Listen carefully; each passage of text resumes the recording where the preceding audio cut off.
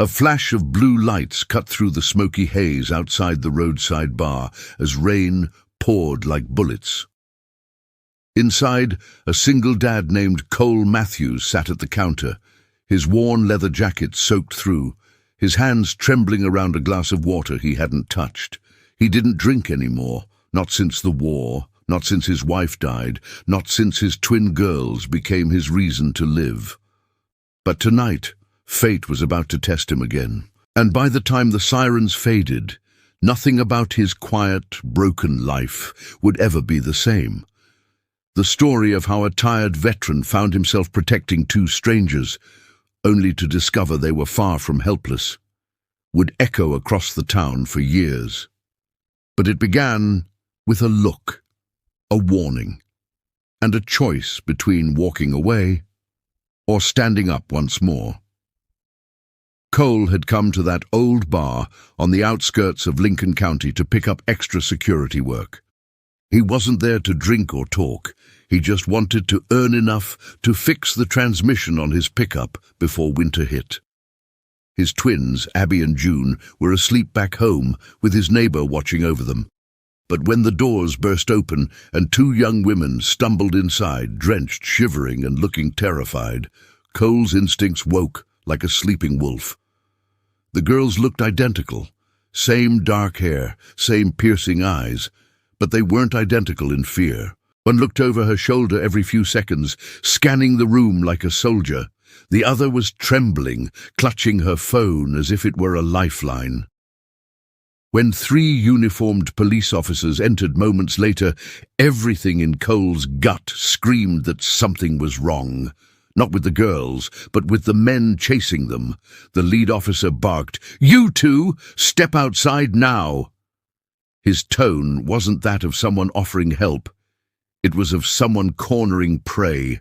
Cole saw the flash of dread in the twins' eyes and recognized it instantly. It was the same look men wore in the desert before an ambush.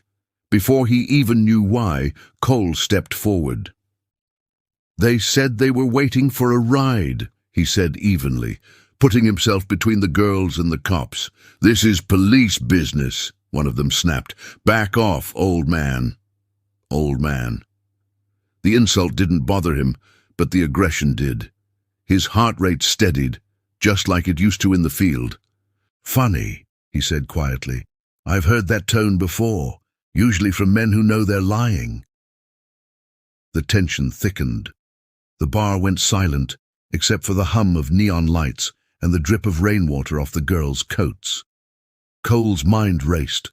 No backup, no weapon, just instinct and conviction. The girls stayed close, whispering something he couldn't quite hear. Then the lead cop reached for his gun. Cole moved first.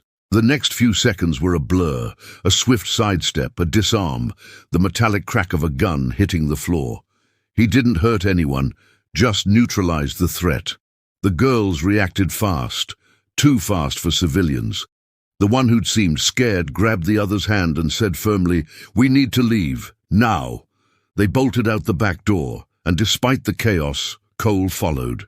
Something about them, something deep in his gut, told him this wasn't over. Rain fell harder as they reached the alley.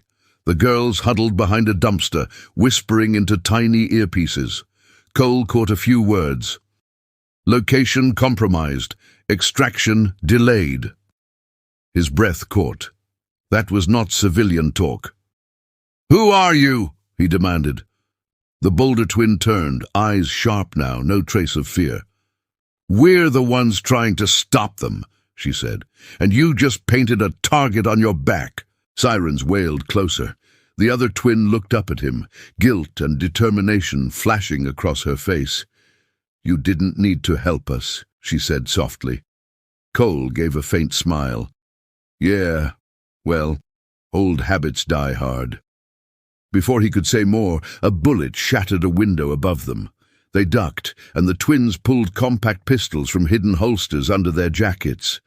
Cole froze. FBI-issue weapons. His mind reeled. FBI agents. The girls he'd just shielded from cops. "Those weren't real police," the first twin said quickly. They're part of an internal leak, corrupt officers working with a smuggling ring. We were undercover until tonight." "Until they found out," Cole murmured. "Exactly. And now we need to disappear before sunrise." For a moment, the rain drowned everything out. Cole thought of Abby and June, sleeping peacefully, unaware their dad was back in the storm again. He couldn't walk away now, not when the same corruption that nearly broke him overseas was right here in his own town. "Then let's move," he said. Hours later, the three of them huddled in Cole's garage. He gave them dry clothes and a place to hide, refusing to ask their real names. The quieter twin, Emily she said to call her, noticed the photos on his fridge. 2 smiling girls holding fishing rods, a proud father between them. "You're a good man, Cole," she said quietly. "You didn't have to risk your life for us." He shrugged. "You learn something in war. Sometimes you don't need to know someone's story to know they deserve a fighting chance." They worked together through the night, using Cole's old radio gear and the twins' encrypted devices to trace the corrupt officers' movements. Piece by piece, a map of the operation unfolded, one reaching far beyond Lincoln County. Cole's military precision and the twins' FBI training made them a perfect, if unlikely, team. By dawn, they had enough evidence to expose everything, but the enemy knew where they were. Headlights appeared in the distance. Cole's heart pounded as he sent a quick message to his neighbor. "Keep the girls inside. Lock the doors." He loaded the old rifle he swore he'd never touch again. "This is where we end it," he said, determination burning through the fear. The twins nodded. Together, they took positions. When the convoy pulled up, Cole's voice rang out, steady, commanding, unmistakably that of a soldier. "Put your weapons down. This property is surrounded." A bluff, but one delivered with such conviction that hesitation rippled through the attackers. That was all they needed. The twins moved like shadows, disabling the front line with clean precision. Cole covered them, his aim still steady after all those years. By the time real federal reinforcements arrived, summoned by a backup signal from Emily, the firefight was over. The corrupt officers were down, the smuggling ring exposed, and Cole stood under the breaking dawn, soaked in rain and silence. Later, at his doorstep, the twins thanked him. "We owe you our lives," Emily said. Cole shook his head. "No, you owe it to the badge. You did your job. I just remembered how to do mine." The other twin smiled faintly. "You ever think about coming back? The Bureau could use someone with your instincts."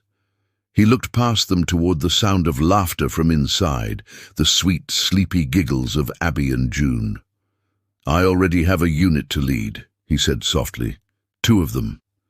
They smiled, saluted, and drove away as the morning light spread across the fields. Cole watched until the car vanished, then turned back to his girls, their arms open, eyes bright.